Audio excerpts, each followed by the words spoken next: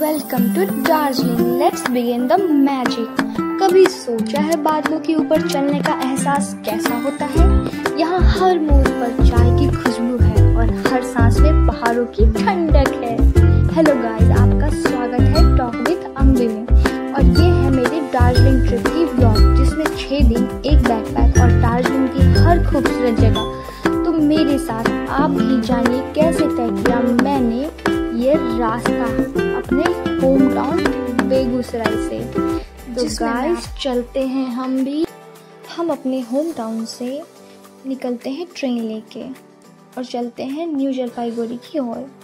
वहाँ से Siliguri bus stand जाने के लिए हमें शेयरिंग ऑटो करना होता है, जिसका किराया आपको 20 से 30 रुपये पर पर्सन पड़ता है। लेकिन वो लोग आपको बुक करने के लिए कहेंगे 150 रुपये का। अगर आप चाहें तो बुक भी कर सकते हैं, पर हमने शेयरिंग किया तो हमें 30 रुपये लगा वहाँ से सिलीगुड़ी बस स्टैंड जाने का। सिलीगुड़ी बस स्टैंड जाके हमें कलिंपोंग जाना था, क्योंकि हमें कुछ काम था, इसलिए हम सिलीगुड़ी बस स्टैंड से डायरेक्ट कलिंपोंग चले गए, क्योंकि हमें वहाँ पे डॉक्टर से चेकअप करवाना था। कलिंपोंग में हमने कुछ समय काम वाम करके डॉक्टर से चेकअप करवा के वहाँ पे खाना खा के और हमने वहाँ से शेयरिंग कार्स ली। जो शेयरिंग कार आपको वहाँ पे टिकट कटवानी पड़ेगी कि हाँ कि यहाँ से आपको ये गाड़ी जाएगी, जिसमें 12 सवारियाँ रहेगी या 10 मिनिमम 10 या 12 रहती हैं। पर पर्सन आपको 300 लगेगा। आप कलिंपोंग से आराम से दार्जिलिंग चले जाएंगे। 2 से 3 घंटे का समय लगता है, ठीक है। तो हम लोग ने ऐसा किया कि पहले कलिंपोंग चले गए, पर अगर आप चाहो तो आप सिलीगुड़ी से डायरेक्ट दार्जिलिंग के लिए गाड़ी ले सकते हो, या फिर आप डायरेक्ट एनजेपी से भी ले सकते हो। लेकिन हाँ, आपका फेयर थोड़ा ज़्यादा लगेगा। अगर आपको घूमना है तो मैं कहती हूँ आप शेयरिंग में ही चलिए तो ज़्यादा अच्छा है। तो हमने कलिंपोंग से शेयरिंग कार पकड़ी और हम दार्जिलिंग की ओर चल पड़े। रास्ते में हमें तिस्टा रिवर दिखा। आप सोच नहीं सकते, तिस्टा रिवर का फ्लो इतना ज़्यादा था कि अगर इसमें कोई बह जाए तो वो दोबारा नहीं मिलेगा।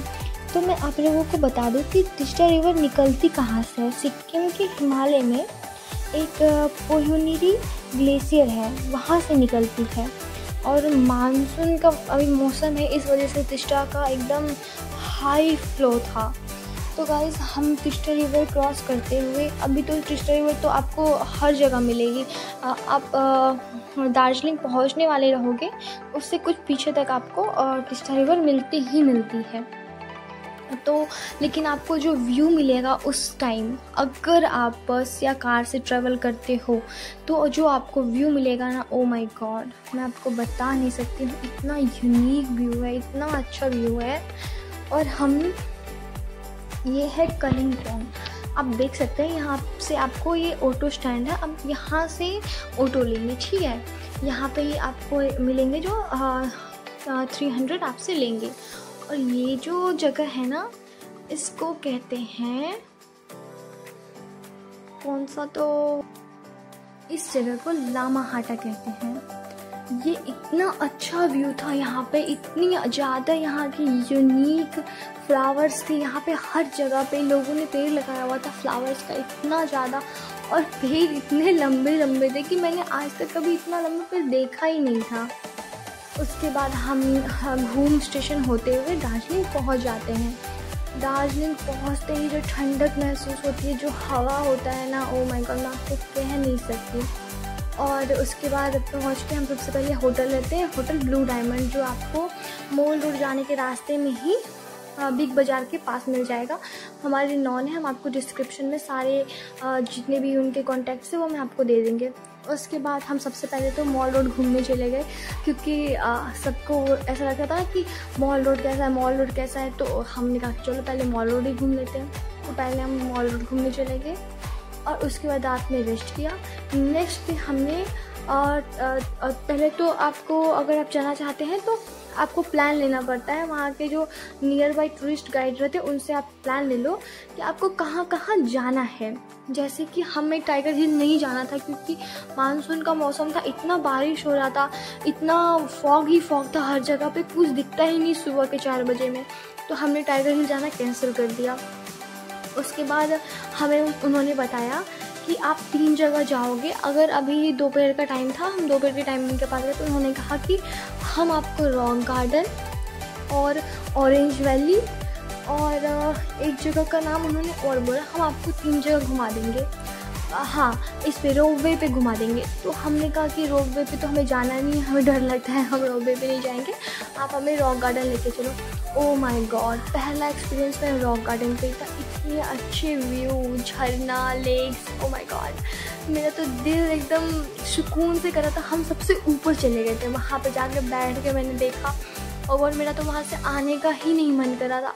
लेकिन आप कह सकते हैं वहाँ पे घूमने के लिए बहुत लोग गए हुए थे, हर लोग फ़ोटो खिंचाने पे लगे हुए थे। मुझे तो डर लग रहा था कि कोई पिछल के गिर ना जाए, क्योंकि पानी का फ्लो बहुत ज़्यादा था। हम इन सब जगहों पे पानी से खिलवाड़ नहीं कर सकते ना। तो हमने ये जो कार की थी ना, शेयरिंग वाली, ये जो 3 प्लेस घूमने का, इसका भी हमें 300 पर पर्सन लगा। मैं आपको बता देती हूँ अभी फिर से, अगर आप घूमने के लिए गए हैं तो आपको हमेशा ये याद रखना होगा कि शेयरिंग में जितना मज़ा और जितना आपके पैसे की बचत है ना, उतना आपको अपना पर्सनल कार करने में है ही नहीं। क्योंकि पर्सनल कार में वो अपनी मर्ज़ी से आपको कहीं भी घुमा देंगे, ज़्यादा और कम। उनका टाइम है क्या, उन्होंने बता दिया कि इतना फुल टाइम लिया आपने पूरे दिन का या हाफ टाइम, वो अपनी मर्ज़ी से आपको घुमा देंगे और आपको समय का भी पता नहीं चलेगा। और वहाँ पे 2000 से नीचे तो कुछ आपको होगा ही नहीं, चाहे आप एक जगह घूमने जाए, 2 जगह घूमने जाए, 2000 से कम में कुछ है ही नहीं। बट शेयरिंग में आप टाइम भी उतना वेस्ट नहीं करते हो, जितना आपको घूमने का मन करता है आप उतना तो घूम ही लेते हो, क्योंकि हमने उनको पैसे दिए होते हैं, हम बेवकूफ़ तो है नहीं। ठीक है, तो टाइगर हिल पे भी हम जब गए थे ना, तो बारिश होने ही लग गया था। तो लास्ट में हम लोग भी जल्दी जल्दी करके वहाँ से आगे देख के, लेकिन हाँ, उन्होंने 1-2 घंटे का समय दिया था कि आप अपने हिसाब से देखो। बहुत अच्छी जगह थी टाइगर हिल, मुझे तो बहुत ज़्यादा मज़ा आया, क्योंकि मेरे लिए फर्स्ट टाइम था। इससे पहले मैं कभी गई नहीं थी ऐसे किसी जगह पे घूमने के लिए, आई मीन हिल स्टेशन से था, ये मेरा फर्स्ट टाइम था। ठीक है, उसके बाद सेकेंड डे का है। सेकेंड डे हम 7 प्लेसेस पे गए थे, जिसमें से उन्होंने फिर अगले दिन, वो टूरिस्ट गाइड ने हमें किया था कि आपको हम 7 प्लेसेस देंगे, जिसमें होगा जू, पेंजरिंग रॉक, उसके बाद इसी के अंदर कुछ म्यूज़ियम है और एक ऐसा ही कुछ हिमालय करके है, H&M करके, वो म्यूज़ियम भी है जो आपको दिखाएंगे कि आप ट्रैकिंग कैसे करते हो, वो है। और एक म्यूज़ियम है जिसमें इंसेक्ट्स और जितने सब जानवर हैं उनके मतलब होते हैं ना, बचे हुए अवशेष रहते हैं, वो सारी चीज़ें हैं उनमें। तो पहले तो हम जू पे ही गए, पहला जो प्लेस था वो जू का ही था, तो हम जू पे गए। कह सकते कुछ खास तो था नहीं पहले राउंड में, क्योंकि आपको 2 बोर्ड दिखा, साइन बोर्ड थे। एक पे तो था कि आप इधर रेड वियर वगैरह देख लो, और एक तरफ था कि आपको रॉयल बंगाल टाइगर, चीता, ये सब मिलेगा। बहुत ज़्यादा चढ़ाई है, मैं लिटरली कह सकती हूँ आपको कि इतनी चढ़ाई है ना कि आपके पैर में दर्द होने लगेगा। मैं तो चढ़ते चढ़ते सांस आना बंद हो गया था मेरे, पर फिर भी घूमने आए तो देखेंगे तो ज़रूर। तो आप ये देख रहे हैं, मैं आपको एक एक जगह की दिखा रही हूँ कि कौन कौन से जानवर है यहाँ पे, क्या है, कैसे है। पहले तो हम यहाँ से सीधे चले गए थे जू में, जितने भी इधर के जानवर थे उनको देखते हुए। ऊपर जब गए तो हम 2 रास्ते बने हुए थे, एक है म्यूज़ियम जाने के लिए, और म्यूज़ियम से ही होते हुए टाइगर, रॉयल बंगाल टाइगर, इन सब को देखने की है। तो हम जब वहाँ से आगे निकलते निकलते जा रहे थे इन सब जानवरों को देखते हुए, तो हमें ना वहाँ पे एक क्या दिखा था, हमें एक माउंट क्लाइंबिंग का कॉलेज या स्कूल था करके, वो कुछ दिखा था कि आप यहाँ से ना मतलब सीख सकते हो कि कैसे रॉक क्लाइंबिंग करते हैं ये सब। और वहाँ पे बच्चों के लिए भी बहुत सारे घूमने की और खेलने की वो बनाई हुई थी, जैसे कुछ एक्सप्लोर करना होता है, कुछ गेम्स होते हैं, वो थे वहाँ पे। आप 200 रुपीज़ दीजिए और आप ये सब कीजिए। तो हम तो बच्चे हैं नहीं, तो हमने इसको इग्नोर किया। और वैसे भी इतना ज़्यादा थकान, ओ गॉड, पहाड़ों पे चढ़ना, जो नन पहाड़ीज़ है ना, उनके लिए पहाड़ों पे चढ़ना बहुत ज़्यादा हार्ड है। और मैं आपको एक बार बता दूँ, कि ये जो हमने 7 प्लेसेस किए थे गाइड के साथ, ये तो चलो उनके लिस्ट में था कि हाँ गाइड हमें करवा रहे हैं, तो वो उन्होंने फिर से 300 पर पर्सन दिया था, ठीक है। लेकिन जिस भी जगह आप जा रहे हो जहाँ पे फ़ी लगती है तो आपको फ़ी देनी होगी। तो फिर हमें जब जू आना था तो जू के अंदर एंट्री के लिए भी हमें 250 रुपये पर पर्सन देना हुआ। वहाँ पे आपको टिकट कटाना पड़ेगा 250 रुपये पर पर्सन जू के अंदर आने के लिए। तो हमने भी वही किया, हमने भी टिकट लिया, उसके बाद हम यहाँ पे आ पाए हैं, ठीक है। तो अगर आप घूमने का प्लान करते हो तो आपको एक्स्ट्रा उसमें कैश रखना होगा या फिर ऑनलाइन पेमेंट रखनी होगी। जो पता नहीं किस जगह पे कहाँ पे क्या कह दे ये। और ये देखिए स्नो लिपर्ड है, ओ माय गॉड, ये इतना खूबसूरत था, नज़दीक से देखने में ना आँखों को सुकून मिल रहा है। ये लोग कहते कि स्नो में बहुत कम दिखता है। और ये कुछ बर्ड्स वगैरह भी थी, जिसमें पीकॉक्स, अलग अलग टाइप की हैन, ये सब वगैरह वगैरह थे। तो हम इतना उसमें इंटरेस्टेड नहीं थे। फिर हम म्यूज़ियम चले गए जहाँ पे ये जो हमारे विलुप्त हो गए पक्षी या कोई जानवर हैं उनके अवशेष देखने के लिए। इतनी ज़्यादा वेराइटीज़, इतनी ज़्यादा प्रजातियाँ, ओ गॉड, आपकी आंखें मतलब कहेंगी कि इतने ज़्यादा इंसेक्ट, इतने ज़्यादा चिड़िया आए कहाँ से हैं, ये तो हमने कभी देखे भी नहीं थे। सच कहते म्यूज़ियम मतलब कि हाँ, आप ऐसी जगह जहाँ पे ऐसा संग्रहालय हो, इतने पुराने संग्रहालय हैं यहाँ पे कि आपको लगेगा कि हमने तो कुछ जाना ही नहीं है। वहाँ जाके समझ में आया कि दुनिया कितनी बड़ी है यार। तो जबकि ये सारी प्रजाति तो माउंटेन्स की होंगी ना, ये तो हमारे इधर की या हमारे एरिया की नहीं है, तो वहाँ की है, दार्जिलिंग की है, सिक्किम की है, उन माउंटेन से बरामद की गई है जो अभी विलुप्त हो गई होंगी या फिर कुछ बची होंगी।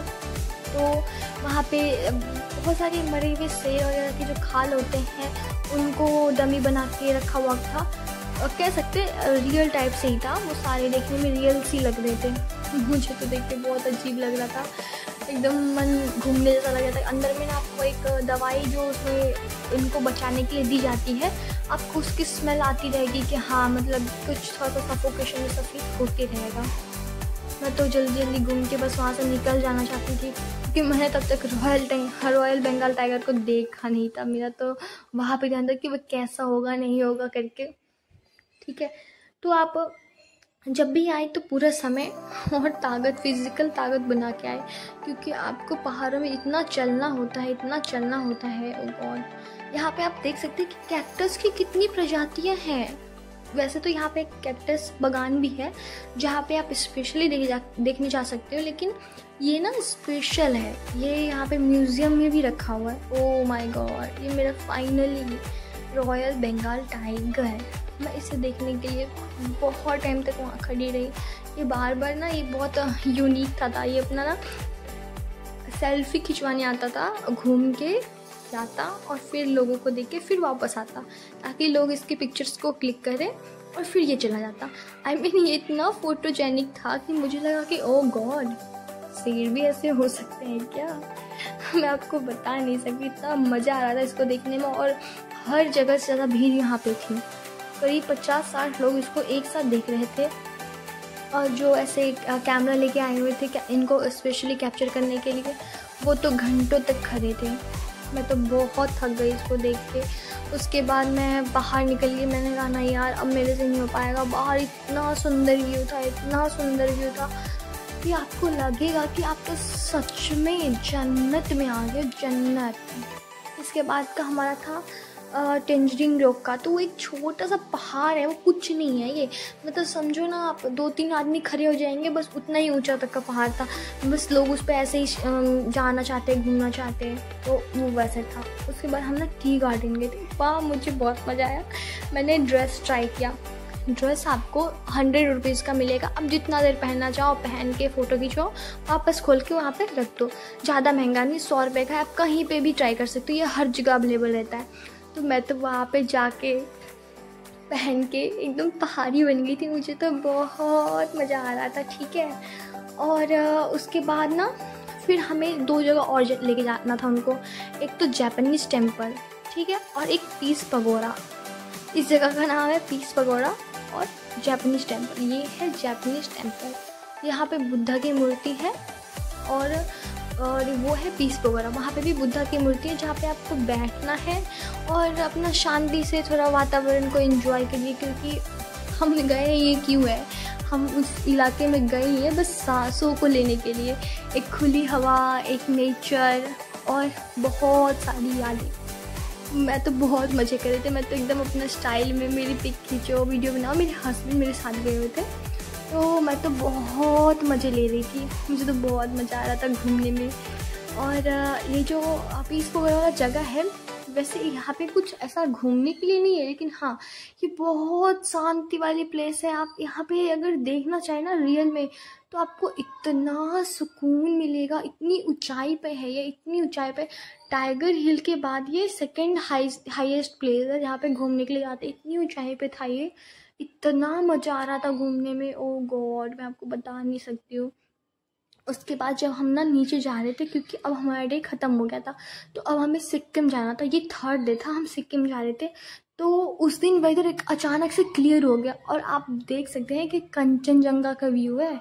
हम इसलिए टाइगर हिल पे नहीं गए थे क्योंकि मानसून इतना ज़्यादा था, रेनी इतना डे था कि मतलब हमें कुछ दिखाई ही नहीं देता, इसलिए हम नहीं गए। लेकिन अभी आप देख सकते हैं कंचनजंगा।